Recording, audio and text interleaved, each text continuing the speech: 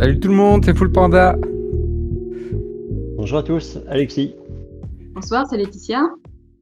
Salut, c'est Macmillan. Bienvenue à tout le monde, à nos invités et à vous qui êtes dans le chat. Alors, il est 9h pile pétante et nous, on est toujours précis. Et 9h. T'es sûr? Non, 8h30, pardon, on est habitué. Et donc, C'est le décalage français, ça. Il y a une demi-heure de différence. Sortir de vos terrasses pour vous amener à allumer votre téléphone ou votre tablette ou si vous êtes à la maison. En tout cas, bienvenue à tout le monde. Full Panda, c'est la quatrième autour du BGF. Ah oui, je ne compte plus tellement qu'on fait des missions. Mais effectivement, oui. C'est l'avant-dernière autour du BGF. Autour du BGF, on a présenté l'équipe actuelle de l'organisation, on a vu les anciens, on a parlé de la thématique. Et ce soir, on a un double programme relativement chargé et surtout très important. C'est un des piliers du BGF. Ah oui. On en discutait déjà récemment, en tout cas pour savoir si c'était tout au début, ou en tout cas quasiment au début. Donc effectivement, ça fait partie des activités phares du BGF. À savoir... La protozone. La protozone. Bien fait. Et la bourse aux jeunes. Donc c'était deux activités que c'est... Voilà, les gens demandent en plus. Hein. Tiens, est-ce que cette année il y aura ça? Est-ce que cette année il y aura ça? Bah, du coup, on est là pour répondre notamment à vos questions, vous présenter un peu ce que c'est. Voilà, pour répondre aussi aux questions qui seront dans le chat. Donc n'hésitez pas à poser des questions si vous avez des interrogations. Voilà, il y a déjà une question en demandant s'il reste de la place pour présenter un jeu. Alexis vous répondra certes avec plein de bienveillance par rapport à tout ça. Et nous, on n'a pas encore les réponses. Et l'expertise. C'est lui qui s'occupe de tout ce qui tourne autour de la protozone. On peut commencer peut-être par ça pour mettre un peu les pieds dans le plat. Alexis, est-ce que tu pourrais répondre à Tom alors de façon peut-être un peu générale, hein, pas forcément, mais c'est une question. Est-ce que actuellement il reste de la place et comment ça se passe en fait pour accéder à la protozone, quoi. Donc, malheureusement, je vais devoir décevoir Tom, mais en fait, les inscriptions sont malheureusement clôturées. Donc, le principe, c'est que cette année, c'est une protozone en ligne et il y avait possibilité de s'inscrire pour proposer son proto, démontrable de façon online. Mais voilà, on a clôturé les inscriptions, on est déjà en train de faire les reviews des premiers jeux. Donc malheureusement pour cette année, ce sera un peu tard. Mais bon, l'année prochaine avec plaisir, Tom, on attend ton jeu de pied ferme. Bien. Ouais. Oui, Alors, ça est dur de l'organisation, malheureusement. Rentrons un petit peu dans les détails. Full Panda, toi, tu as participé à la première édition donc, du BGF. Et on s'est rendu compte que la protozone existait. Et donc, comment ça a évolué, si ça a évolué, et comment se passe en fait en termes d'organisation au niveau de la protozone. Est-ce que c'est un travail qui se fait alors déjà, un travail qui se fait un mois avant. Là, on vient d'avoir la réponse. Et à partir de quand ça commence à s'organiser pour la protozone, quoi? Oula.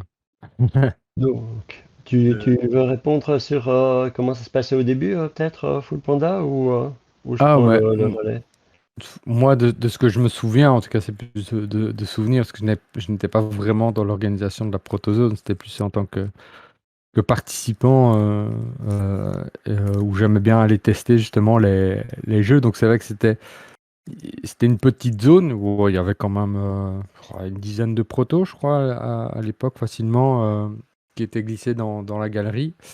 Donc quand c'était à l'époque rue de l'enseignement. Et donc c'était effectivement une petite zone qui, voilà, juste où voilà, des personnes venaient faire tester leur petit proto de jeu. Et il y avait Franchement, des jeux quand même bien aboutis, hein. C'était pas des petits trucs, c'était vraiment, il y avait le plateau de jeu avec déjà le design, par exemple, ou déjà les figurines. Enfin voilà, c'était quand même des protos relativement bien aboutis. Donc c'était quand même agréable de pouvoir y jouer. Et franchement, ouais, ça permet de. Ouais, voilà, pour nous, c'est intéressant simplement pour le plaisir ludique, mais pour les personnes, c'est toujours intéressant de se dire, voilà, il y a pas photo, hein. N'importe qui vous dira pour qu'un jeu marche, faut le tester blindé de fois. Donc voilà, on aide finalement les auteurs et les autrices de jeux à réaliser un bon jeu, quoi. Donc ça, il faut pas le négliger. Le test, c'est sans doute la partie la plus importante dans la construction d'un jeu. Donc voilà, c'était ça. Et puis, une fois que c'est sorti de la rue de l'enseignement, alors là, je vais laisser Alexis en parler parce qu'il va certainement connaître mieux que moi, quoi. Oui, tout à fait. Donc ça a pas mal grandi depuis. Moi, je suis dans l'organisation de la Protozone depuis 2017. Donc à partir de la deuxième année au cinquantenaire. Et on est à peu près en général à, disons, 25 tables, 25 protos chaque année, pour peut-être 75 ou plus candidatures. Donc il y a quand même une bonne sélection qui est faite à la base, avec une grosse variété de jeux. Donc au BGF, on accueille vraiment tous les types de jeux, du petit jeu très court, familial, même certains jeux pour les enfants, aux jeux beaucoup plus hardcore, je dirais, des jeux de 2, parfois 3 heures, trouvent aussi leur place dans le festival. Donc on a vraiment un beau panachage de jeux. Et tout ça dans une très chouette ambiance, avec évidemment un petit concours à la clé, comme chaque année, en tout cas lors du BGF physique. On a un partenariat avec le Festival de Cannes, et le lauréat a le droit d'aller présenter son jeu, ce qui est c'est quand même une chouette opportunité. Et donc bon voilà, il y a un petit concours, mais tout ça se passe dans la bonne ambiance. C'est le public qui vote pour élire le meilleur jeu. Et donc, chaque année, on a un lauréat qui sort du lot, dont même un lauréat qui, il y a quelques années, s'est fait éditer, notamment. Donc voilà, c'est un bon tremplin, en fait, le Protozone pour les auteurs. Mm. Ouais, ouais, ouais. Et c'est un peu notamment pour ça, parce que je vois que une personne dit qu'elle a raté les lives précédents. Donc, les lives sont redisponibles sur YouTube, sur notre chaîne YouTube. Comme ça, je passe l'info voilà, si vous voulez revoir. Et c'est vrai que c'est en pensant notamment à la protozone que je pense, enfin, que j'avais ça en tête, que je posais certaines questions, notamment aux invités quand on faisait les BGF Talk, parce que la création de jeu, justement, la protozone, voilà, la création de jeu, mes questions tournaient autour un peu de ça, parce que voilà, il y a quand même un public présent du BGF qui est très intéressé par la création de jeux. Et donc, c'était toujours ça un peu l'idée de poser les questions qui pouvaient intéresser les personnes derrière les créations de jeux, pour justement maximiser leurs chances de créer un bon jeu, quoi. Donc, voilà, c'était pas pour rien. Voilà, maintenant, je dévoile, ça fait un peu comme ça, le moment. Si vous avez suivi tout avant, maintenant vous savez pourquoi. C'est effectivement parce que voilà, la création de jeu, c'est quand même un élément important. Donc, toutes les personnes là qui nous regardent et qui sont intéressés par ça, n'hésitez pas à regarder les lives précédents des BGF Talk. On a reçu différents invités, que ce soit maison d'édition ou auteurs de jeux. Donc voilà, pour avoir quelques astuces, en tout cas pour créer un jeu en tout cas assez correct qui peut potentiellement être édité aussi, quoi. Donc voilà pour l'information. Bien, Alexis, comment ça se passe en pratique, en fait? Alors, déjà en termes de timing, à partir de quand tu commences à recevoir des propositions, ou tu es prêt à recevoir des propositions de jeux? Est-ce que c'est dès le début de la fin du festival précédent que tu te mets déjà en recherche des protos pour l'année suivante? Donc, en temps normal, c'est-à-dire quand on se retrouve tous sous un chapiteau avec moins d'1,5 mètre de distance entre nous, En fait, ça se passe assez tôt. En fait, je pense que c'est vraiment une des premières choses, en plus de la partie logistique et de la location du lieu, une des premières choses qui s'organise. On commence à mettre ça en place dès février, à peu près, où on lance un peu les appels à candidature février-mars, et on garde les inscriptions ouvertes pendant en général un mois et demi. Et le principe est que, en tant qu'auteur, il suffit de compléter un petit formulaire. Le prérequis, c'est d'avoir des règles de jeu. C'est essentiellement sur ça qu'on va faire la sélection. Un petit visuel du jeu. Et ensuite, une fois qu'on a reçu ça, on organise vraiment la partie sélection qui, ça peut paraître pas grand-chose, mais en fait, c'est énormément de travail dans les coulisses. Parce que quand on reçoit 75 jeux avec 75 règles et qu'on veut faire ça correctement, chaque règle sont lues par 3 personnes différentes. Simplement parce que on veut être sûr qu'il n'y ait pas de biais de chaque personne qui va lire les règles. Peut-être que des gens préfèrent des jeux plus légers, d'autres des jeux un peu plus experts, et donc on veut retirer ça. Les jeux sont aussi anonymisés, ça veut dire que on est sûr qu'il n'y ait pas un biais parce que tu connais quelqu'un qui a déjà fait un jeu. Et donc chacun lit les règles, on met nos commentaires, on met des petits scores. Et puis après, on se retrouve, alors là, il y a la soirée traditionnelle chez Charlotte. On se retrouve à une dizaine, auberge espagnole, et alors il y a un grand débat pour savoir quels sont les jeux qu'on prend. Alors évidemment, on se base sur les scores, donc assez vite, on se met d'accord sur la plupart des jeux. Et puis il y a toujours des jeux qui sont un petit peu en balance, et on essaye de Oui. discuter, d'équilibrer pour vraiment avoir une sélection qui représente les meilleurs jeux. Je dois dire que c'est assez difficile parce qu'on est limité par le nombre de tables. Si on pouvait prendre plus de protos, on le ferait. La qualité des jeux qui sont soumis en général est très très élevée et donc les choix sont pas toujours faciles. Ouais. Est-ce que le nombre de tables, justement, c'est la question que je voulais te poser, est limité, mais c'est-à-dire c'est un nombre vraiment précis ou c'est une fourchette en fait? Est-ce que vous avez quand même une marge de sécurité, j'ai envie de dire, On a une pour la... marge de manœuvre, oui, on a une marge de manœuvre. Disons, on table à peu près sur à peu près 25 tables, mais l'idée c'est que le chapiteau est pas extensible et que aussi le chapiteau, petite information d'insider, est un gros poste sur le budget du BGF. En Mhm. tout cas, sur la location des tentes, le chapiteau c'est clairement le plus gros poste. Et donc, il y a déjà les tournois. Avant, il y avait la bourse de jeu, mais on a légèrement réagencé ça. C'est là où aussi il y a la nuit, du samedi au dimanche. Et il y a une partie pour la protozone. Du coup, on peut augmenter, on peut aller jusqu'à peut-être une trentaine de tables, mais ça reste quand même assez limité. On veut aussi que ce soit un espace où il soit aisé de passer entre les tables et un espace un peu aéré. Et pour le public et aussi pour les auteurs, parce qu'il faut bien comprendre que les auteurs passent 2 fois 10 heures quasiment dans cette tente. S'ils sont serrés les uns sur les autres, c'est pas possible. Ouais. Ben, en plus, comme ce sont des nouveaux jeux, donc ben, personne ne les connaît. Et donc, obligatoirement, tu as une genre de pollution sonore qui va s'installer parce que ben, tous les jeux, à toutes les tables, il y a quelqu'un qui va expliquer les règles. Donc, Ouais. clairement, au niveau sonore, il y a pas mal de conflits. Bien. Ouais. Alors, donc on a vu donc le processus de sélection, donc vous recevez les jeux, donc il y a un premier filtre. Alors c'est intéressant, tu n'es pas tout seul. Et donc est-ce que les personnes qui font la sélection avec toi, c'est des personnes comment dire, qui ont été, comment ça se passe à l'agencement entre vous? Vous avez des styles de jeux différents chacun, ou c'est euh,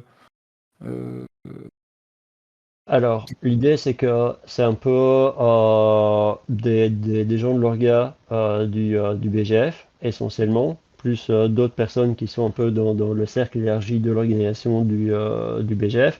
Comme il y a beaucoup de personnes là-dedans, on est quand même, au final, pour reviewer les jeux, une dizaine de personnes. Il y a forcément des styles un peu différents. Mais là-dedans, tout le monde a un bon background de joueur. Je pense que entre nous, on a dû lire au total des centaines et des centaines de règles, mais pour d'autres jeux en général. Donc on a une idée un petit peu, on est tous joueurs, on sait un peu tous ce qu'on attend d'un jeu. C'est pas forcément la même chose d'une personne à l'autre, mais donc on se base un petit peu sur cette expertise-là. Dans le groupe, il y a aussi des gens qui sont auteurs. Pas forcément toujours confirmés, mais en tout cas des gens qui ont déjà designé des protos. Par exemple, Laetitia et moi, on fait partie du CLET, qui est un collectif de création sur Bruxelles. Donc voilà, il y a un petit peu un vivier de gens qui sont dans le jeu de manière générale. Et ça apporte une chouette dynamique et aussi quand même une expérience, au moins en tant que joueur, pour essayer de juger de ces jeux. Oui. Bah, c'est un gage déjà de sérieux parce que il y a la subjectivité est atténuée le plus possible en fait, hein. Et c'est ça qui donne toute la valeur à cette zone, quoi. Est-ce que tu aurais... C'est juste une petite question. Je crois que Full Panda, il a encore plein de choses parce que lui, c'est quand même... enfin, on en parlait tout à l'heure, il est un peu plus passionné que moi au sujet des protos. Mais moi, il y a une question, une curiosité comme ça. Est-ce qu'il y a des jeux que tu as vus donc à la Protozone et qui ont été édités, mais qui ont été modifiés, tu vois, ou qui ont été... voilà, c'était pour parler un petit peu de la patte de l'éditeur, là. Ah Est-ce ouais. que ça... Alors, il y a deux jeux qui me viennent en tête, qui ont été édités de façon assez différente, hein. Un qui s'appelle Genesis, le jeu qui a été édité en tant que tel, qui portait un autre nom avant, Ancestor, par Eric Labouze, un très chouette jeu, qui a gagné aussi Opel, il était lauréat au BGF. Et en fait, le jeu garde les mécaniques, mais il y a eu des modifications évidemment entre les deux. Je crois que ça aussi, c'est quelque chose qui, pour beaucoup d'auteurs, en tout cas, moi-même, j'ai pas de jeu édité, je suis un peu dilettante quand je crée les jeux, mais des gens qui ont beaucoup d'expérience me le disent souvent. Entre ton idée de base et le jeu comme il finit dans la boîte sur une table au final, il y a beaucoup de différences. Et en général, ça va vers la simplification, mais aussi les préférences éditoriales. Donc, en tant qu'auteur, parfois, il faut un peu lâcher prise et dire, OK, moi j'avais cette idée-là, mais en discutant avec l'éditeur, on se rend compte qu'il y a peut-être des modifications à faire. Au final, il y a toujours un petit peu un compromis à trouver. L'autre option, c'est un autre jeu auquel je pense, qui est Brussels Beer Game, qui est... je me suis trompé sur le nom, pardon. Belgium Beer Race. Voilà, désolé, j'ai un peu tout mélangé. Merci pour la correction. Michael m'excusera, j'espère. Et donc, en fait, ça, c'est un jeu qui est aussi passé au BGF, qui était bien classé. Et lui est passé par l'auto-édition. Et donc, c'est une approche qui est totalement différente, où là, tu veux peut-être garder plus de prise créative sur ton jeu. Et c'est un jeu qui a été très très bien fundé par ailleurs. Donc, en fait, il y a un peu les deux approches, hein. Oui, c'est ça, c'est intéressant de voir finalement, il y a deux pistes. Alors, la première, c'est faire découvrir son jeu aussi à des potentiels éditeurs. Et la deuxième, que précisait Full Panda au début, c'est faire tester son jeu, en fait. Profiter des protozones, qui est un espace de promotion du jeu, certes, mais aussi de test, quoi. Euh, Et alors, et puis après, je laisse à Full Panda quelques questions. En termes de roulement, c'est-à-dire un jeu qui est sélectionné, alors bon, c'est une moyenne hein, par rapport à... Parce qu'un jeu n'est pas l'autre, mais il est joué combien de fois pendant le week-end du festival? Si on Ah, peut... une question intéressante. Alors, je dirais, la protozone démarre le matin à 10 heures. En général, ça démarre assez calmement, jusqu'à midi. Et à partir de midi, c'est la folie. Les tables sont prises tout le temps, tout le temps, tout le temps, tout le temps, jusqu'à 19 heures et même parfois plus le samedi, où les gens étendent sur la nuit et des auteurs continuent à faire jouer leur jeu. C'est assez éreintant. Donc, le nombre de parties dépend très fort de la durée du jeu, évidemment. Mais en tout cas, les protos sont vraiment pris d'assaut. Ils sont tout le temps joués. Et ce qui est aussi intéressant de mentionner, c'est qu'il y a vraiment, je dirais, un peu deux types de publics. des gens qui viennent pour la protozone, où très clairement ils sont là pour tester des protos, dont les éditeurs aussi qui passent le week-end évidemment pour jeter un coup d'œil aux protos. Et puis un autre type de public qui sont des gens qui passent. Il faut savoir que sur le BGF en physique, les protos sont extrêmement bien situés. En tout cas, c'est des commentaires que j'ai déjà reçus de beaucoup d'auteurs. Comparé à d'autres festivals, on met vraiment l'accent sur le fait que ce soit un lieu de passage. Et beaucoup de gens s'arrêtent et ne savent même pas que c'est une protozone à la base. Ils voient des jeux, ils font ah tiens, ça a l'air chouette, je peux jouer. Ils s'asseyent à une table et ils passent l'après-midi là-bas en fait. Et donc il y a vraiment un gros temps de jeu. Il faut compter que comme ça sur le week-end, on peut faire jouer son jeu facilement 16 à 18 heures sans trop de problème quoi. Ah ouais. Waouh. Oui, c'est ça. Ben, donc je vais revenir un peu très brièvement parce en régie, on m'a dit qu'on avait encore un peu des archives. Et il y a un certain jeu qui s'appelle Bruxelles aussi qui est passé en fait au tout début en mode test, en mode proto au moment du BGF. Donc Étienne venait avec Bruxelles quoi. C'est vrai que je me souvenais, j'étais plus sûr que c'était déjà en mode proto. Mais effectivement, c'était passé là au tout début du BGF. Et puis voilà, on sait le succès que Bruxelles a connu. Donc, voilà, il y a pas, comme quoi il y a des jeux qui finissent quand même édités. C'est pas juste voilà, des petits, toujours les petits protos qui restent finalement dans le grenier. Donc, et effectivement, bah, on en parlait. Il y a ce côté maison d'édition qu'on a essayé un peu d'expliquer aussi parce que effectivement, il y a la vision d'auteur, mais l'auteur ne va pas forcément penser comme un commercial. Et il faut toujours essayer de garder en tête effectivement ce côté-là que ben, le jeu pour une maison d'édition, il faut quand même qu'il rapporte. Voilà, on va pas. Il faut que ça génère un minimum d'argent, donc il faut penser ben, simplement, ça peut être par rapport à la thématique, par rapport au nom, par rapport un peu à la fluidité du jeu, ou des choses comme ça. Donc forcément, comme Alexis en parlait, voilà, il y a des compromis à faire. Et, mais du coup, voilà, essayer de penser aussi à ces petites choses-là au moment de la création. Ben, du coup, il y aura finalement un peu moins de compromis à faire si on y pense déjà à la base. Donc ça aussi, ça fait partie des petites choses, quoi.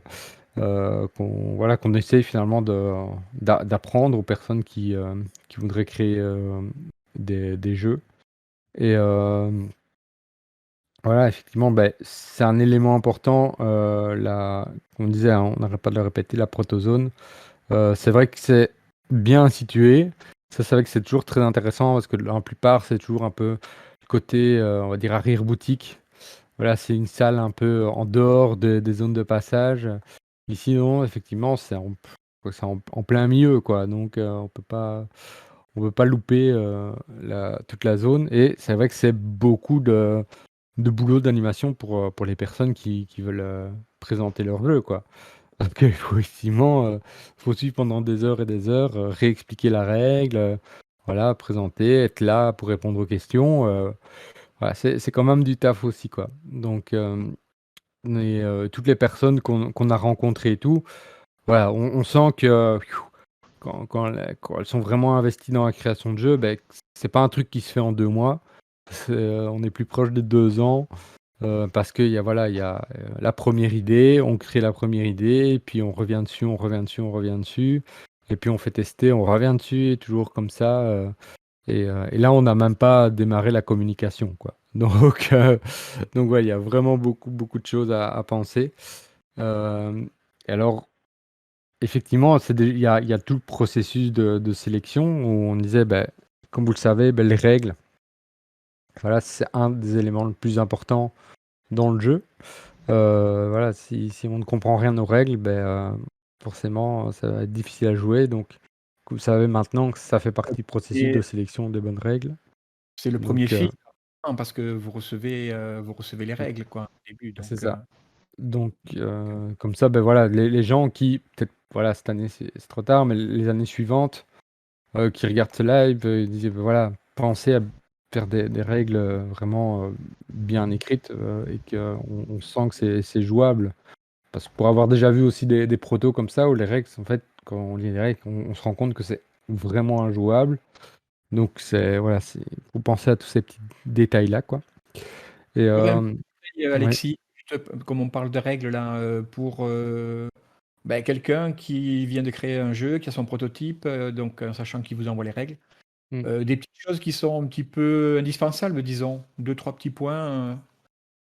Ah oui. Alors, on a dans le formulaire d'inscription quelques lignes directrices pour justement aider les auteurs qui écrivent leurs premières règles. Alors, ce qui est super important, c'est de retrouver un peu une structure qui est la mise en place du jeu. Ça, c'est toujours un point clé. Expliquer très tôt dans les règles la structure des tours. Ça permet de nouveau de structurer très fort l'explication. Et puis après, reprendre point par point. Il y a peut-être une première phase de mise en place au niveau du tour, puis la phase d'action, etc. Détailler et vraiment guider le lecteur à travers ça. L'idée, c'est de donner ces règles à quelqu'un que vous connaissez et lui demander, est-ce que tu as encore des questions suite à la lecture des règles? Si la personne se dit, oh, mais j'ai pas très bien compris, ou je sais pas ce que je dois faire, ou qu'est-ce qui se passe à ce moment-là, c'est qu'il manque quelque chose. Aussi, un autre point qui est extrêmement important, je pense, c'est dur de prendre du recul sur ses propres règles, mais mon critère, moi, c'est quand je lis des règles, à la fin, je dois pouvoir m'imaginer comment le jeu fonctionne, et je dois pouvoir jouer immédiatement si le plateau est mis en place face à moi.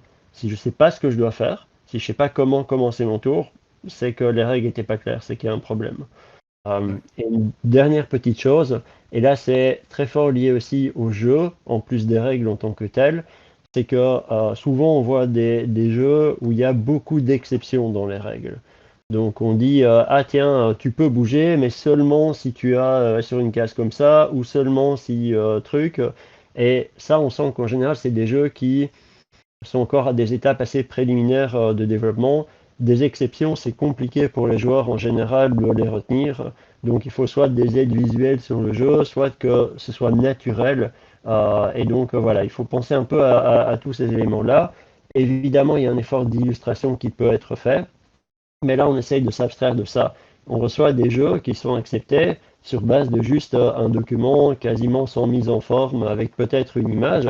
Et il y a d'autres jeux qui ont une qualité professionnelle en termes d'illustration, mais on essaye de voir au-delà de ça, on essaye de voir la qualité intrinsèque du jeu, de se projeter dans comment le jeu fonctionne. On veut aussi laisser la place à des jeux qui sont peut-être un peu moins matures en termes d'illustration et de design, parce qu'un prototype, c'est ça aussi. C'est pas forcément des gens qui ont payé des milliers d'euros des illustrateurs pour pousser leur jeu plus loin. On veut que la porte soit ouverte pour tout le monde. Et est-ce que. Alors, juste un petit retour sur. Ah non, je me souviens plus en fait, mais j'ai une question par rapport à ce que tu viens juste de dire maintenant. J'ai retenu, puis ça m'a échappé. Est-ce que tu as vu une évolution justement au niveau des visuels et de la qualité en fait des prototypes? Leur qualité, entre guillemets, hein, c'est-à-dire est-ce qu'il y a depuis toutes ces années que tu t'occupes de la protozone, tu vois arriver des prototypes qui sont, est-ce qu'il y a une évolution en fait en termes de visuel notamment? Alors, je pense qu'il y a une évolution. Je ne sais pas si j'ai pu la voir moi-même parce que je suis là que depuis quelques années, mais en tout cas, je me rappelle une petite anecdote. À l'époque, je n'étais pas encore dans l'orga du BGF et il y avait un reportage sur le BGF à la télé. Quelqu'un montrait son proto. Et il disait, ah ben j'ai fait un prototype, vous voyez, c'est un petit jeu que j'ai designé. C'était des bouts de papier sur une table. Ouais. Et il avait griffonné quelque chose et il dit, mais ça fonctionne pas encore très bien. Et j'avais vu ça. Et maintenant, quand je vois la moyenne des jeux qui sont présentés au BGF, c'est un niveau qui est assez différent, hein. Pour, je dirais, au moins 30 à 40% des jeux, on pourrait croire que c'est des jeux qui sont édités. La qualité des composants, hein, mais aussi évidemment du design, est telle que le jeu a vraiment atteint un niveau très très très très important. Et, et quelque part, c'est un peu logique parce que il faut pas se mentir, le milieu du jeu, en tout cas pour l'édition, est devenu un truc qui est très très compétitif. C'est un risque financier pour les éditeurs. Il y a beaucoup de gens qui veulent que leur jeu soit publié, mais au final, enfin, pas autant d'élus, et donc ça pousse la qualité vers le haut. Donc ça c'est sûr que les prototypes se professionnalisent de plus en plus. C'est malheureusement un petit peu la voie naturelle. De nouveau, on essaye de garder la place pour des jeux qui sont un peu moins matures au niveau du design, mais c'est sûr qu'en tout cas pour le public, il y a un appel quand on voit un jeu qui est coloré, un jeu qui est bien illustré, un jeu qu'on sent ergonomique, comparé à un jeu qui, je reviens sur cet exemple, des petits bouts de papier sur une table, quoi. Il y a peut-être un Oui, côté cercle vicieux aussi, dans le sens où un jeune auteur qui va arriver dans une protozone et voir que maintenant les jeux sont justement ont cette qualité déjà, va se dire, bah, le mien, je vais pas le proposer cette année-ci, je vais le proposer l'année d'après, quand j'aurai plus eu le temps de développer ce côté-là aussi. Et du coup, ça fait que quand il arrive et qu'il est sélectionné, il a déjà un design avancé. Et du coup, le jeune auteur suivant qui va arriver et qui va voir que les jeux ont un design avancé, ben, il va aussi attendre. Et Mhm. donc, c'est pour ça aussi qu'on a moins de protos avec des bouts de papier. C'est parce qu'il y a une émulsion dans le milieu des auteurs aussi quand ils voient ce ouais. qui se fait. Mais en Et, même temps, travailler un an de plus sur son jeu, ça permet de l'affiner finalement, de le refaire retester et d'arriver à la protozone encore plus près, plus au point, disons. Mm. après, il y Oui, a juste... Pardon, oui, vas-y. vas-y. Je voulais juste dire, effectivement, il y a un nivellement vers le haut, mais quelque chose qu'il faut réaliser aussi, c'est que c'est pas parce qu'un jeu est beau que le jeu est bon. Non. Et donc, on a eu des très très bons jeux, je trouvais, qui fonctionnaient vraiment très bien, mais qui n'étaient pas très très jolis.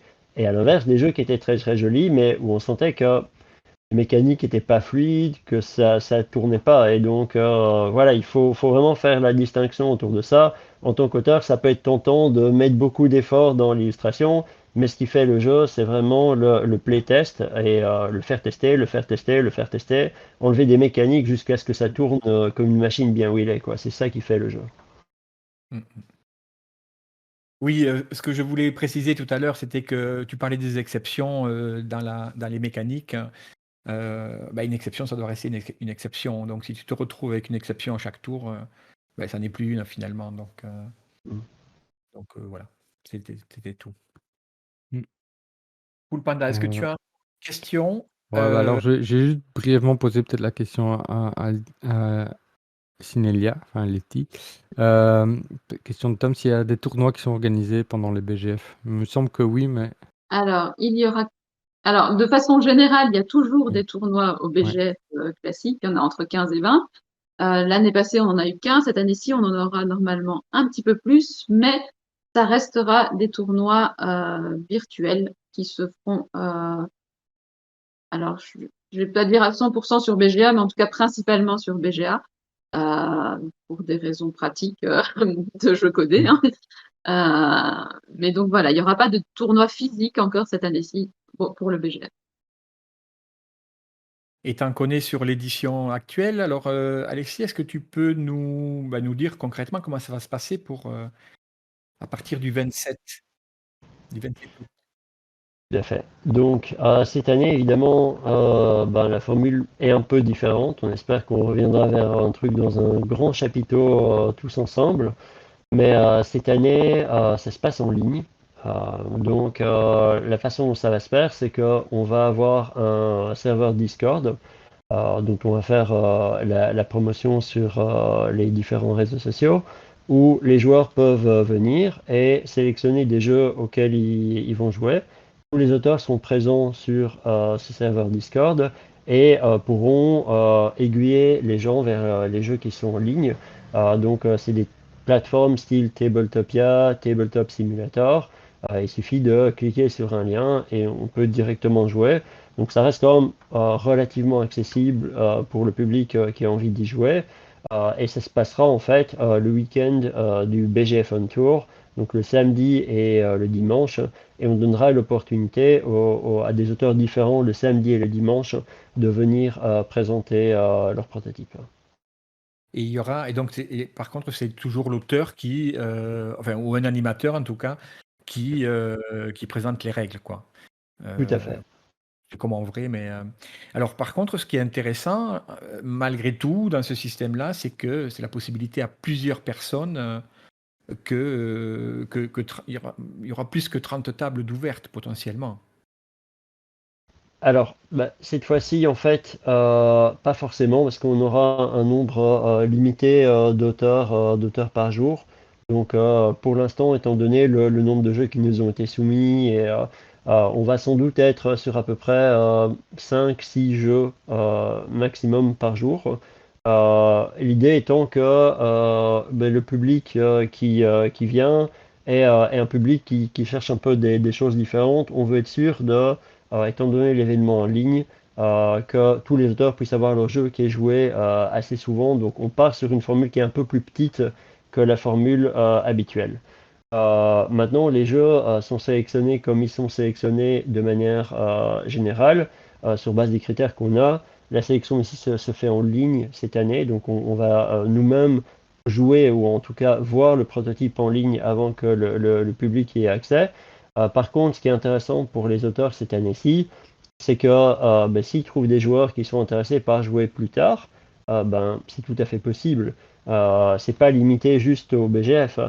S'il y a un groupe de joueurs qui ont envie de retester, de playtester un peu plus, le Discord reste ouvert, on peut continuer à faire ça. Ils peuvent continuer à faire ça de leur côté aussi s'ils veulent. Donc le fait que ce soit en ligne offre des opportunités qui sont assez différentes. Notamment aussi la barrière de la distance est plus tellement là. Il y a beaucoup par exemple d'auteurs qui sont français, même des auteurs suisses, qui soumettent leurs jeux. Cette année, on a même un auteur de la République du Congo qui voudrait faire tester son jeu en ligne. Après, il serait tout à fait le bienvenu dans un BGF physique, mais ça fait quand même un certain trajet pour venir montrer son jeu. Ici, voilà, ça casse complètement les barrières de la distance, et ça, c'est vraiment chouette. C'est un aspect qui existe évidemment un peu moins dans le BGF physique. Ouais. Sachant que le gagnant de l'édition 2019 habitait quand même habituellement en Nouvelle-Zélande, donc il y a moyen. C'est un mystère qui est un peu particulier. Il était là en Belgique, mais c'est vrai, Nouvelle-Zélande, un gagnant de Nouvelle-Zélande, il faut le dire. Allez. Ah, c'est original, quoi. C'est bien Ça, ça.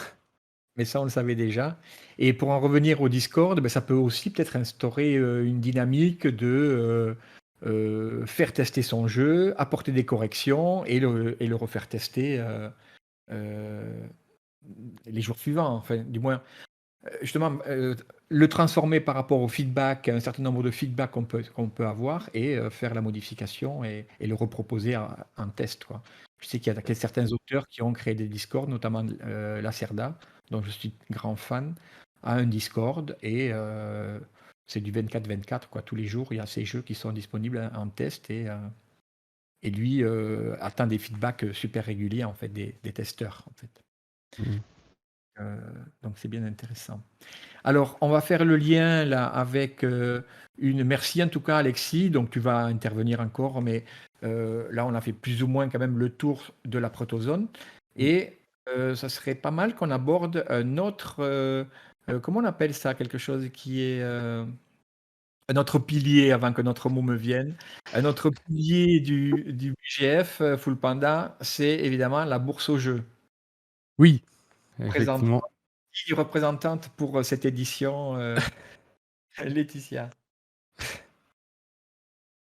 Oui, donc pour répondre à Tom, cette année-ci, il y aura une bourse au jeu et elle sera physique à Bruxelles. On ne la fait pas en ligne, ça. Donc voilà, on ne fait pas tout en ligne.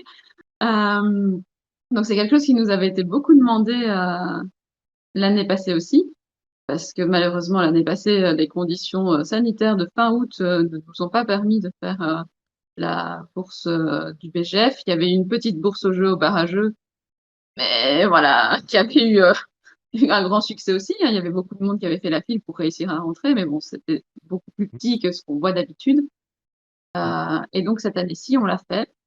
On attend encore les informations précises pour savoir dans quel lieu ça se déroulera. Donc c'est pour ça qu'on n'a pas encore plus que ça communiqué dessus sur nos différents canaux. Mais elle aura lieu de toute façon. C'est un engagement que nous avons pris quand on a commencé à préparer ce festival, c'est qu'il y aurait au moins la bourse. Est-ce qu'on peut donner une idée de la zone, alors, ou du moins de la commune, ou Ouais. d'un du commune sur lequel potentiellement peut se situer la bourse? Oui, normalement, si tout va bien, du coup, puisqu'on attend encore les réponses de la commune, justement, Ce sera à Ixelles, où il y a déjà une grosse concentration de partenaires ludiques sur la commune. Et donc, c'est cette commune-là qu'on a choisie pour rayonner du coup autour de la bourse. Ok. Et a priori, ce serait peut-être un endroit relativement spacieux pour pouvoir accueillir la bourse au jeu, mais potentiellement à l'intérieur. Ça serait pas forcément en Alors, plein. a priori, ce sera à l'intérieur, parce que a priori, ce sera ce qui est le plus facile à organiser aussi pour des raisons, pour les raisons sanitaires, ou savoir que il faut avoir un contrôle sur le nombre de personnes qui rentrent et qui sortent, et donc avoir un espace fermé, ben, pour nous, c'est plus facile, puisqu'on est quand même une toute petite équipe, et du coup, on peut pas se permettre de faire ça aussi facilement en extérieur, en tout cas. Ok. Alors, est-ce que des personnes qui veulent comment ça se passe en fait Et concrètement du coup, dans d'ici et particulièrement cette fois-ci? Comment? ouais, d'ici 10-15 jours, on va du coup ouvrir des inscriptions. Alors, normalement, de façon traditionnelle, il y a un dépôt de jeux et des tables qu'on peut louer pour vendre autant de jeux qu'on veut. Cette année-ci, sauf changement, il y aura que le dépôt pour tout simplement une question de place, parce que ça sera sans doute quand même un peu plus petit l'espace que ce qu'on avait sous le chapiteau des autres années. Et donc, l'idée, c'est d'avoir que pendant tout le mois d'août, enfin en tout cas au moins 3 semaines du mois d'août, les gens puissent annoncer qu'ils vont amener des jeux. Alors, on va voir comment faire pour que ce soit le plus rapide possible au moment du dépôt. Et donc, quelles étapes on va demander aux gens précisément avant. Peut-être déjà faire la liste de leurs jeux avec les prix, comme ça, c'est bien clair et on ne doit plus le refaire en direct sur place. Et on va rester a priori, je pense, comme les autres années, la dernière fois, on était sur 30 jeux par personne, ce qui est déjà pas mal, hein, Oui. à déposer. Dépôt Mm. le vendredi ou le samedi matin, et puis après, récupération en fin de journée le dimanche des jeux restants et de l'argent récolté, sachant que le BGF prend 10% de ce qui est vendu. Ok. Donc on ne demande pas d'argent pour chaque jeu déposé, on demande 10% uniquement de ce qui est vendu. Oui. Ok. Et juste une petite précision, quand on parle de sous, j'aime bien qu'on soit quand même assez précis. L'organisation du BGF, y compris les personnes ici présentes qui font partie de l'organisation, toutes les personnes que vous avez vues précédemment, donc nous sommes une trentaine dans l'organisation. On a commencé la première réunion pour l'édition actuelle en septembre et tout le monde, y compris les anciens, y compris ceux qui ont une lourde charge de travail, sont bénévoles pour l'organisation du BGF. Et donc tout l'argent qui rentre dans l'organisation sert à organiser le BGF suivant. Voilà, c'est Pour donner, évident, mais j'aime bien le préciser de temps en temps. pour donner une idée aux gens, en fait, c'est que ce qu'on gagne sur la bourse, avec les 10%, ça ne couvre pas les frais des tentes qui couvrent habituellement la bourse. Mm. Donc nous, quand on fait la bourse au BGF, on est déficitaire. Oui. Le BGF ne gagne pas d'argent en organisant une bourse au jeu. Voilà. Mais bon, après, le but du jeu, c'est pas non plus de gagner de l'argent. Ah non, bien sûr, sinon on le ferait pas. Mais Et le but voilà, équilibré, c'est évidemment. Donc tout ce qui est mis tout ce qui est mis tout ce qui est mis en œuvre, en fait, a pour but de oui, passer un oui. bon moment, organiser les choses C'est comme parce qu'il ça. y a certaines personnes qui trouvent que 10% c'est trop. Donc voilà, c'est pour expliquer que, Oui, ben non, en fait, c'est pas tant que ça. non, non, c'est clair. Bien. Alors, on va faire le lien. Alors, il y a des gens qui sont là, sûrement en train, ou qui vont revoir la rediff, ou qui sont peut-être au courant, qui ne sont pas là ce soir, mais qui sont en train, tranquillement, de préparer un petit peu leur jeu qu'ils vont amener à la bourse au jeu. Et ça tombe bien parce que pendant que vous êtes en train de préparer votre bourse au jeu, Full Panda, il va falloir parler d'un événement là qui nous est tombé sur la tête il y a 15 jours Mm. et il y a 2-3 jours, c'est tout récent.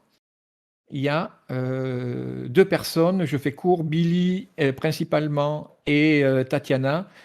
Mm. Donc le duo qui ont mis en place une action. Est-ce que tu peux nous en dire plus?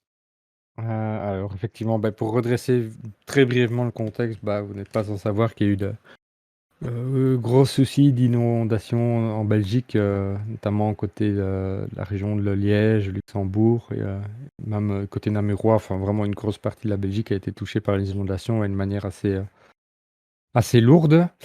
Et donc effectivement, tu dis qu'il y a Billy et Tatiana que le monde ludique connaît bien, qui ont une idée déjà simplement l'idée de pas rien faire et de vouloir faire quelque chose par rapport au monde ludique. Et donc, vous avez vu notamment sur l'image du live déjà que donc elles ont fait appel au monde ludique belge principalement pour créer une sorte de collectif qu'on a surnommé Meeple Solidaire. Et donc l'objectif de Meeple Solidaire, c'est d'essayer de récolter des jeux, donc idéalement en bon état ou voire neufs, qui seront ensuite redistribués dans les régions touchées par les inondations. Alors ce sera pas forcément par des particuliers, mais c'est aussi pour les écoles, l'associatif, toutes les zones comme ça qui utilisent leurs jeux dans leurs activités quotidiennes. Elles auront besoin de refaire toute leur ludothèque. Et donc il y a déjà tout cet aspect-là, mais il y a aussi l'aspect simplement pour les familles qui ont, il y a avec les enfants qui ont aussi tout perdu et on sait très bien que le jeu fait partie très important en termes de développement de l'enfant. Il y a aussi simplement pour les personnes qui sont très intéressées par le jeu et qui ont aussi tout perdu, pouvoir avoir ne fût que quelques jeux chez soi, c'est aussi essayer de soutenir par rapport à un point de vue mental, on va dire, d'avoir tout perdu et puis pouvoir se reconstruire petit à petit. Donc le monde ludique s'organise par rapport à ça. Et donc on a mis sur la page que vous voyez en live, il y a le site web Meeple Solidaire, il y a le compte Facebook et compte Instagram Meeple Solidaire. Alors sur le site, vous pouvez retrouver tous les points de collecte présents en Belgique pour pouvoir déposer les jeux dont vous souhaitez faire don. Donc il y a pas mal de lieux disponibles, surtout des magasins de jeux principalement, mais pas que. Il y a aussi des bars à jeux qui sont un peu disponibles partout. Et donc vous pouvez aller déposer vos jeux là-bas pour en faire don. Et après, tout le collectif de Meeple Solidaire va s'organiser pour essayer de redistribuer correctement tous ces jeux. Alors on a aussi lancé un petit challenge pour pouvoir parler de Meeple Solidaire, évidemment. Donc on invite toutes les personnes à faire une photo sur leur compte Facebook, compte Instagram ou même Twitter, de partager une photo d'elle avec un parapluie et les jeux, avec des jeux, idéalement peut-être les jeux dont les personnes vont faire don. En tout cas, c'est pour faire la promotion de l'action principalement. C'est vraiment pour que un maximum de gens en parlent, pour que l'information circule, pour essayer de maximiser les dons. Alors il y aura d'autres actions qui sont prévues. Pour l'instant, on est en plein dans l'organisation, comme Macmillan l'a dit, on a eu notre première réunion à peine ce lundi soir, donc c'est encore tout frais. Pour l'instant, c'est vraiment la collecte et la redistribution qui sont prioritaires, mais on va organiser dans les semaines qui viennent, et notamment lors du BGF, il y aura des actions qui seront menées, des actions qui vont sans doute vous intéresser aussi. Je n'en dis pas plus, mais restez connectés, restez informés, parce qu'il va y avoir il y a de belles idées, il y a de beaux projets qui sont en cours. On a encore quelques idées ici aussi avec Macmillan. On vous en dira plus, mais donc on vous invite, si vous le pouvez en tout cas, à participer à cette action Meeple Solidaire. Si vous avez des jeux qui prennent la... Merci pour cette présentation. Juste parce que en fait le temps nous est un petit peu compté. En plus il a disparu. Peut-être ajouter pour nos amis français ce que je voulais te lancer. Voilà, pour nos amis français, donc il y a un Dépôt Mondial Relais dont vous trouverez l'adresse aussi sur le site et la page Facebook. Et la LOC à Lille sert aussi de point de dépôt. Donc voilà, il y a moyen aussi, si vous êtes hors de Belgique, de contribuer à l'effort. Alors, première chose, c'est qu'il y a eu pas mal de messages, même beaucoup, beaucoup de messages de Français qui ont été au courant de l'événement et qui demandaient comment faire. Alors, la première chose, c'est d'aller sur la carte et regarder le point mondial relais en question. Si vous êtes dans la région de Lille, vous pouvez déposer la LEC, comme Laetitia l'a souligné. Et alors, surtout, lorsque vous faites vos photos, lorsque vous faites des partages, des signalements, n'oubliez pas le hashtag Meeple solidaire, de façon à ce qu'on puisse, entre guillemets, vous retracer, on puisse repartager votre post, justement. L'idée, c'est que ça fasse un petit peu boule de neige. Et l'idée de départ, c'était aussi d'impliquer les éditeurs. Et ça commence déjà à bien avancer à ce niveau-là. Donc, en quelques jours, il y a quand même déjà pas mal de jeux qui ont été récoltés. Et la distribution se fera à partir du mois de septembre. Donc, une Ah. fois que tout sera un petit peu et que l'événement sera un petit peu bien avancé, quoi. Donc, on se laisse un Ouais. petit peu le temps. Et pour que ça ait d'autant plus de poids, n'hésitez pas à suivre le compte Instagram et à aimer la page Facebook, parce que pour les acteurs un peu extérieurs, que ce soit presse ou d'autres acteurs qu'on pourrait impliquer dans la démarche, le fait de voir que c'est suivi par les gens, ça permet d'avoir plus de poids et du coup de débloquer plus de choses pour cette campagne de récolte de jeux. Et c'est d'ailleurs très intéressant de se rendre compte qu'au travers de cette action, on se rend compte réellement que la façon de communiquer a de l'importance et pour être publié dans la presse, physique, il faut avoir un certain nombre de vues sur sa page Facebook et ça fait un peu boule de neige, en fait. Et donc si vous postez des choses en référence, il faut que vous mettiez l'hashtag pour qu'on puisse, y revenir dessus aussi et le comptabiliser parmi les sympathisants, disons. Et donc, c'est tout ce barnum, j'ai envie de dire, qui s'est mis en place assez rapidement. Donc, ça, c'était lundi soir, comme l'a souligné Full Panda, la première réunion. Et là, on commence déjà à être un petit peu, voilà, ça roule, disons, la première phase, en tout cas. Mm. Euh, donc, n'oubliez pas. En fait, c'est aussi le geste qui compte si vous êtes en Belgique, évidemment. Ici, on est fort touché par tout ce qui s'est passé. Donc, j'ai envie de dire, c'est un peu plus facile. Et puis, mais voilà, si vous n'êtes pas en Belgique, ou vous êtes loin en tout cas des lieux de dépôt en Belgique, euh, soit un envoi, ou même de façon symbolique, d'envoyer quelques jeux, même des petits jeux, c'est toujours un beau geste. Oui, parce qu'on a aussi besoin de jeux majoritairement du coup pour enfants, donc Mm. c'est pas non plus les jeux qui sont à 100, 150 euros sur Kickstarter dont on a le Ouais, plus besoin. Hein.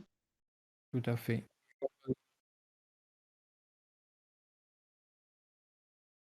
Alors, il n'y a, Mm. il y a pas de don en argent qui est récolté. Je pense que vous pouvez faire un don à la Croix-Rouge qui a déjà reçu pas mal d'argent ici ces derniers jours, si vous voulez donner de l'argent. Après, il y aura du coup dans les événements qui auront lieu fin août, moyen on va dire, de monnayer un peu si vous Ouais. préférez donner de l'argent plutôt que des jeux.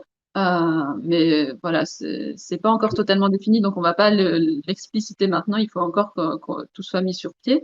Euh, mais voilà, si vous voulez faire un don en argent, passez plutôt par les organismes qui sont déjà en place et qui en ont besoin maintenant dans l'urgence. Et voilà. Mais sinon, attendez un petit peu parce qu'il y a peut-être des choses qui vont se mettre en place d'ici, voilà, dans la semaine prochaine. En fait, c'est tout récent, là, ça fait que quelques jours, Mm. donc ça peut être envisageable aussi de mettre en place. On règle les aspects plus juridiques, législatifs pour être aux normes. C'est surtout ça pour l'instant. Donc voilà, dès qu'on aura un go, on vous le signalera de façon Pour très répondre, rapidement. on remercie encore, je le remercie tout le temps parce que je trouve qu'il fait un boulot énorme, quoi. Euh, oui, pour répondre à Nico, si tu veux donner quelques sous, attends un petit peu et semaine, peut-être il y aura des choses qui seront mises en place en tout cas. Alors, je réponds à la question de Green Frog. Ouais. Donc, le BGF n'aura pas lieu au cinquantenaire cette année. Comme je disais, nous serons localisés sur la commune d'Ixelles. Ceci dit, le BGF, a priori, ne sera pas point de dépôt pendant le festival, mais sur la commune d'Ixelles, vous avez 3 ou 4 points de dépôt qui existent déjà à présent. Et donc, il y a totalement moyen de venir au BGF, passer à la bourse, passer jouer dans les différents points et d'en profiter pour déposer vos jeux en même temps. Oui, tout à fait. Et effectivement, en fait, le BGF est en tour. Donc, ça veut dire on aura pas mal de partenaires cette année qui vont simuler un peu des lieux disparates de mini BGF dans chaque lieu partenaire et dont certains sont habilités, en tout cas, à être lieu de dépôt. Donc voilà, effectivement. Bien. Est-ce qu'Alexis, tu as oublié de nous dire quelque chose par rapport à la protozone, quelque chose que ah mince, j'ai complètement oublié un truc super important. Non, peut-être juste une info, c'est que pour les gens qui sont intéressés par découvrir un petit peu les jeux ou les auteurs, en tout cas, il y aura des lives le week-end du BGF dans la matinée où les auteurs présenteront un petit peu leurs jeux qui seront animés par Cléonis. On nous dira un petit peu plus. Donc voilà, c'est aussi l'occasion de voir un petit peu les auteurs et pour les auteurs qui sont déjà eux-mêmes en train de designer des jeux et pour le public en général ça peut être un peu l'occasion de voir comment ça se passe. Bien, donc tu dévoiles un petit peu du programme, des activités, mais c'est bien, non, tu fais bien, je plaisante. En tout cas, c'est vrai qu'on va être en tour, mais on va être aussi, notamment sur la chaîne Twitch. Il y aura pas mal d'activités proposées. Et une bien belle activité d'ailleurs que la présentation d'un jeu par l'auteur, c'est toujours super intéressant en fait. Ne serait-ce que par culture ludique, euh, d'être en face du créateur, quoi. Mm.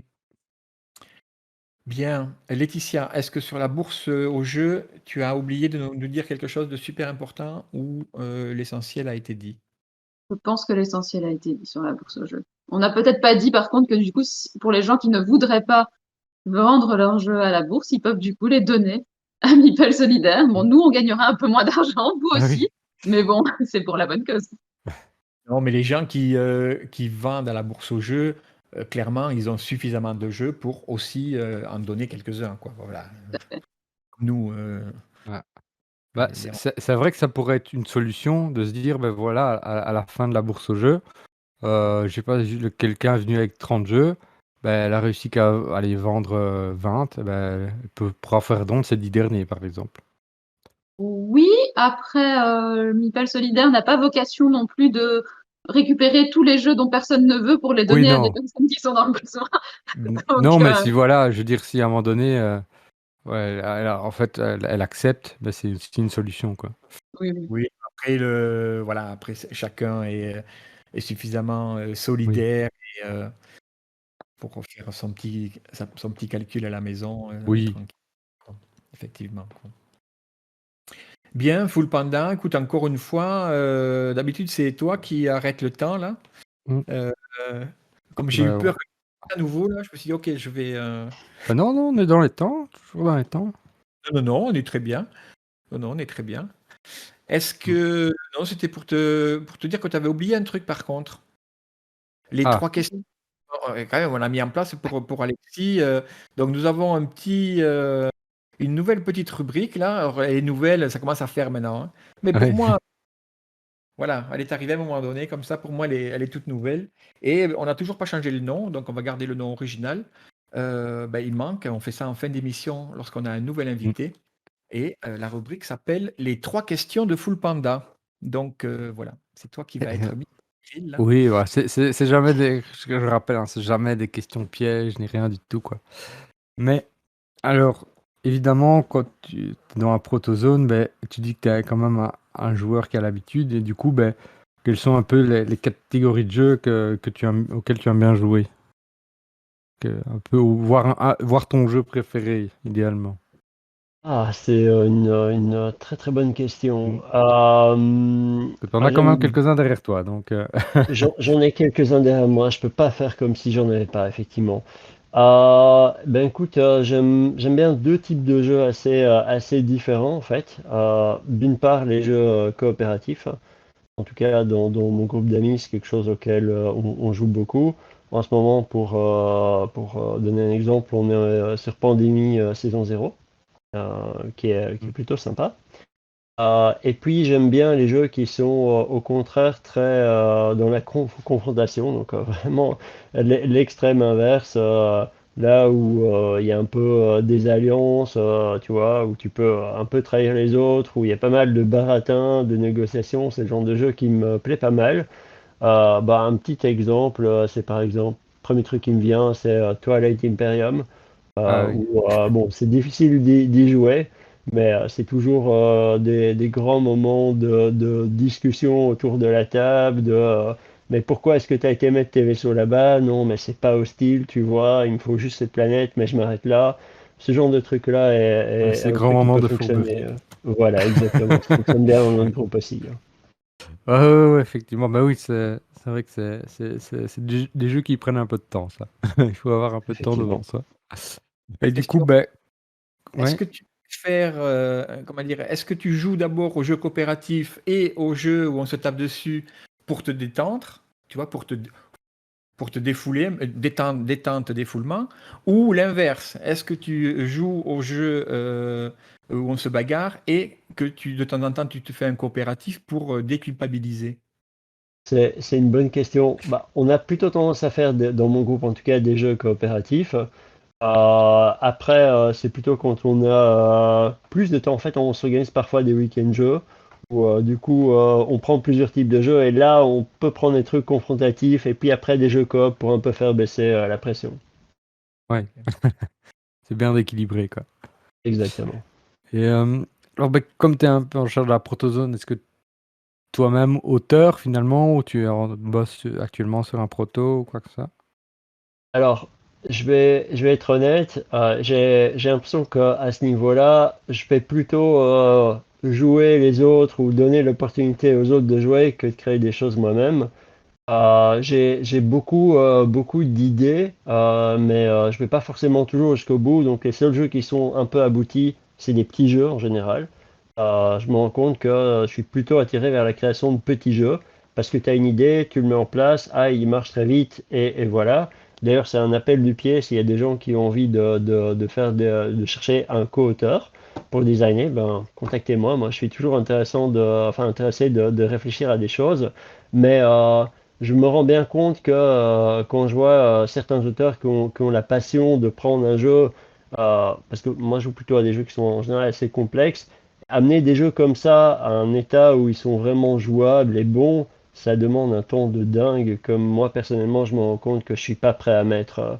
Dans le design de jeu, moi je cherche des résultats un peu plus instantanés. Et donc oui, j'ai quelques petits jeux, mais voilà, c'est plus un petit passe-temps comme ça que vraiment quelque chose où je mets beaucoup d'énergie.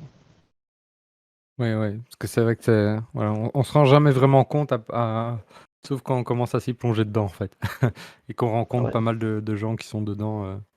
Ouais. Et alors, bah oui, la dernière question. Alors, on a vu, bah, du coup, par rapport à ce que tu aimais jouer et par rapport à la création. Et, mais est-ce que justement, par rapport au BGF, en fait, il y a d'autres choses qui t'intriguent dans le monde du jeu? Tu veux dire quoi qui m'intrigue dans le monde du jeu? Tu veux dire en général dans le milieu ludique, dans l'organisation du BGF ou Vraiment dans le milieu ludique de manière générale, ouais. Parce que maintenant que tu vois, t'as un peu ce côté, on va dire, entre guillemets, envers du décor, parce que finalement, tu passes de ton temps à revoir pas mal de protos et tout. Donc Mhm. presque à faire un boulot qu'une maison d'édition fait aussi, en fait, hein, donc devoir faire tout ça. Donc, est-ce que du coup, voilà, il y a peut-être des choses qui t'attirent, simplement ben, travailler dans le monde ludique ou d'autres aspects dans l'aspect ludique qui t'attirent, en fait. je crois que le milieu ludique m'attire de manière générale. Mais c'est peut-être une réponse à laquelle tu t'attends pas.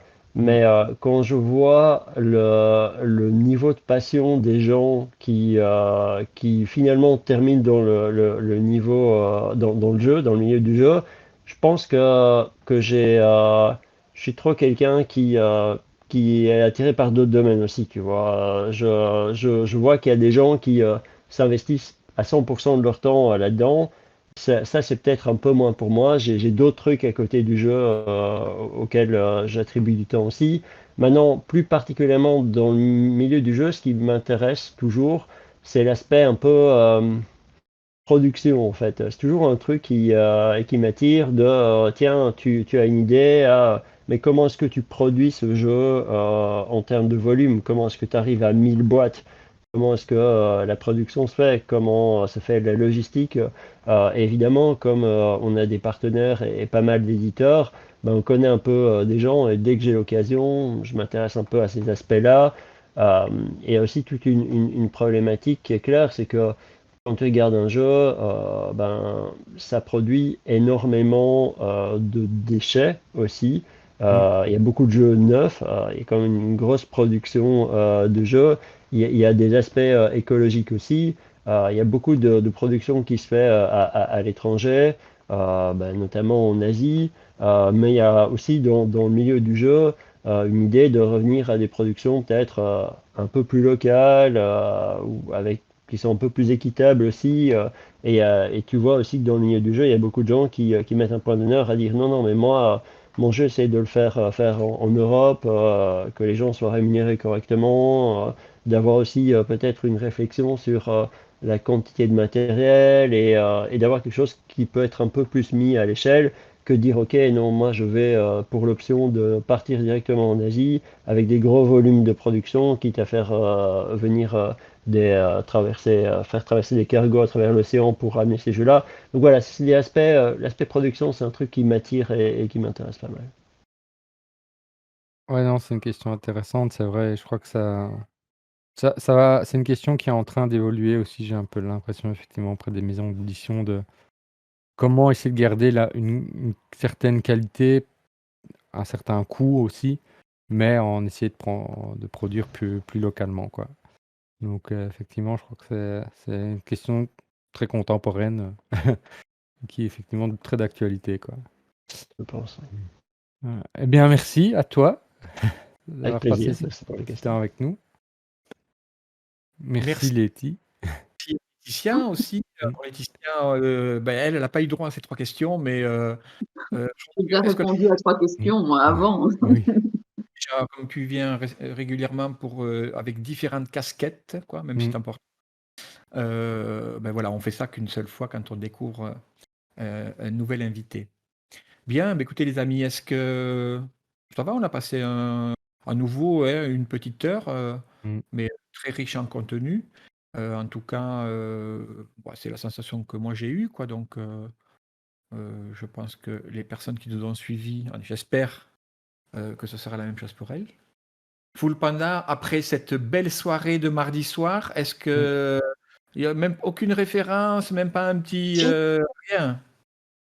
Alors, je vais pas parler de Camelot pour éviter tout spoiler ou quoi que ce soit. Je sais qu'il y a Non, des mais gens qui dire, sont toujours un peu sensibles.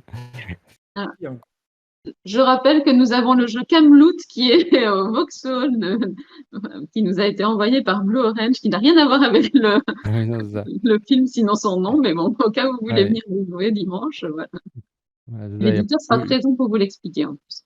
il bon, peut mais y avoir plein de jeux sur et l'univers arthurien, mais on va parler donc de l'actualité pour les jours à venir. Donc, première actualité, et je vous laisse enchaîner ensuite avec le reste, c'est le hashtag Meeple Solidaire, la mm. page Facebook. Donc, une fois que le live est fini, allez jeter un œil sur la page, suivez la page et ensuite faites de votre mieux, au moins la partager. Ce sera déjà un bon geste. Nous avons les émissions prochaines. Full Panda, que se passe-t-il dans les émissions prochaines? Alors, la semaine prochaine, ce n'est pas nous, c'est au Non. tour de Cléonis qui va qui va jouer avec notre public, puisque c'est BGF joue la semaine prochaine, normalement. Il doit être tout gazé là, parce qu'il revient de vacances. Donc ça, Ouais. c'est super. Il était au Flip aussi, je crois, notamment. Non, il sera encore en vacances, mais il se Ah. fera un direct live directement depuis ses vacances pour venir jouer avec nous. Voilà. Parfait. Et Laetitia, pour le BGF, nous avons une actualité physique qui aura lieu donc dimanche, comme Tout à fait. Comme Comme tous tous les les dimanches, effectivement, donc de 19h à 20h. Alors, j'ai pas pris la liste de mémoire, donc je sais qu'on aura Blue Orange qui sera là. On aura également Beer Game avec The Belgian Beer Race. Et je suis sûre que j'en oublie un ou deux, parce que je n'ai pas bien préparé ça. il faut laisser Désolée. des surprises aussi aux gens qui viennent au Vauxhall. Si on leur dit tout en avance. Oui, vous aurez la surprise, mais du coup, il y aura des exclusivités à tester. Attends, je vais avoir la liste dans une seconde. Donc c'est derrière Pas le théâtre vexer personne. Royal, dans le centre de Bruxelles, C'est ça. à partir de Non, 17h. parfait. Vous pouvez venir avant, l'endroit est magnifique. On peut manger, grignoter, boire. Oui, et Et donc jouer. on aura aussi Omea Games qui sont déjà venus les semaines précédentes avec leur jeu Valrock. Et donc vous pourrez encore tester ce Oui. dimanche. Un jeu que Full Panda a testé déjà il y a 15 jours, je pense. Ouais. Il a passé une bonne après-midi d'après son Ah oui, feedback. c'était un jeu effectivement pour public expert, mais ouais, il y a de quoi y revenir dans ce jeu pour Pour la vraiment maîtriser, quoi. 17h à 20h au Vauxhall. Bien, Exactement. Alexis, un grand merci en tout cas. Moi, je t'écouterai. Bon, je dis ça souvent parce que c'est le cas aussi. Je t'écouterai pendant des heures en fait. Même si c'est pas ta seule passion, mais en tout cas, tu en parles super bien. On voit que tu es investi par la mission et puis que c'est une passion qui t'anime en fait. Et donc, ouais, vraiment très Merci de m'avoir intéressant. reçu, c'était chouette. Ben, merci d'être intervenu, puis merci aussi pour, au titre de nous tous, et finalement, c'est un peu une autocongratulation, de faire en sorte de mettre ta pierre à l'édifice pour que le festival ait lieu. Et, euh, et donc voilà. Laetitia, un grand merci aussi. Toi, tu abats un travail énorme, en plus de ton travail, de ton vrai travail. Chaque fois que je le dis, ça m'étonne en fait. Je me dis, mais comment fait-elle, quoi. Bien, Full Panda, je sais, on a un peu le même rythme tous les deux, donc je me doute un petit peu de comment il arrive à se débrouiller. Merci Full Panda, c'était cool, hein. On s'est bien, Ouais, à nouveau, ouais. on a presque ramené la coupe à la maison, puis on a fait le Mhm. job, quoi. Exactement. Un grand merci à Nico, évidemment, et merci aussi de son intervention, parce qu'elle était très pertinente par rapport à l'argent de tout à l'heure. Merci à vous dans le chat, et on vous souhaite une bonne soirée, et on vous donne rendez-vous, alors peut-être mardi sur notre chaîne avec Full Panda, et Ouais. plutôt au Vauxhall, et sinon la semaine prochaine, jeudi prochain. Bonne soirée à Voilà, tous. voilà. Ciao, Voilà. ciao. À bientôt.